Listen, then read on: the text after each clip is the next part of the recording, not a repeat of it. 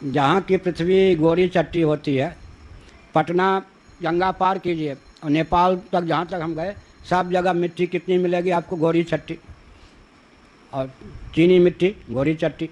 मिट्टी में के भी रंग कहीं, अच्छा जहाँ कपास की खेती होती है, खरगोन आदि मध्य प्रदेश आदि में, अच्छा आंध्र इत्यादि की मिट्टी है काली कलुटी। काली कलुटी मिट्टी जो होती है, थोड़ी सी धूप को सह नहीं सकती, वो बिल्कुल कठोर पत्थर बन जाती। थोड़ी सी वर्षा हो जाओ तो रुई के समान मुलायम हो जाती।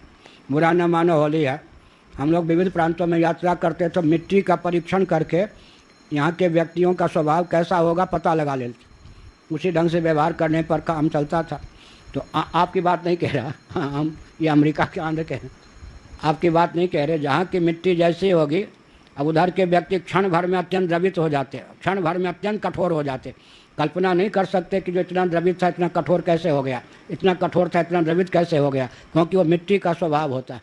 काली मिट्टी जहाँ होती है वहाँ शूद्रों का उत्कर्ष होता है, और जहाँ लाल मिट्टी होती है वहाँ क्षत्रियों का उत्कर्ष होता है। जहाँ पीली मिट्टी, राधा रानी जय जय राधे, ब्रज की मिट्टी पीली है, वहाँ वैश्यों का उत्कर्ष होता है।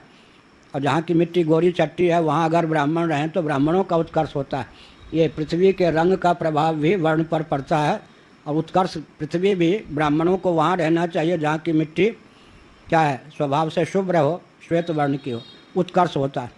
तो यहाँ पर पृथ्वी के परमाणुओं में श्यामता जो है आगंतुक नहीं है, आरोपित नहीं है, स्वभाव सिद्ध है। लेकिन स्वभाव सिद्ध का अपनोदन कैसे हो जाएगा? संस्कार विशेष से ताप के द्वारा। जैसे अयोगोलक जो है वो काला कलुटा है, लेकिन तप्त हो जाने पर वो अपने निसर्ग सिद्ध रूप का परित्याग कर देता है। ऐसे इससे क्या शिक्षा लेनी चाहिए व्यवहार? ये बीच बीच में मैं क्यों बोलता हूँ? किसी का निसर्ग सिद्ध स्वभाव कैसा भी हो, संस्कार विशेष के द्वारा स्वभाव में आमूलचूल परिवर्तन हो सकता है। तो व्यक्ति निर्माण की विधा मिल गई या नहीं? अब आजकल क्या है, पंक्ति तो पढ़ लेते हैं, वो समझते हैं पुस्तक में लिखी है वहीं के लिए वो है, जीवन में ढालने में इन दार्शनिक पक्षों का, सिद्धांतों का प्रयास नहीं करते। इसलिए सब कुछ होने पर भी हमारे पास कुछ नहीं होता।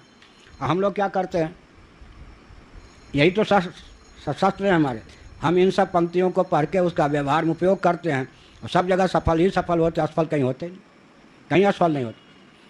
अब यही हम इस पर बार बार बल क्यों दे रहे हैं? पंक्ति का अर्थ पंक्ति तक सीमित रखते हैं, पंक्ति से नीति को निकाल देना, विज्ञान को निकाल देना, दर्शन को विज्ञान और व्यवहार में ढाल देना। व्यवहार में बिल्कुल इन सब पंक्तियों को उतारते नहीं, इसलिए गरीब के गरीब, दरिद्र के दरिद्र, एकदम अभद्र व्यक्ति हमारे ऊपर शासन करते रहते हैं।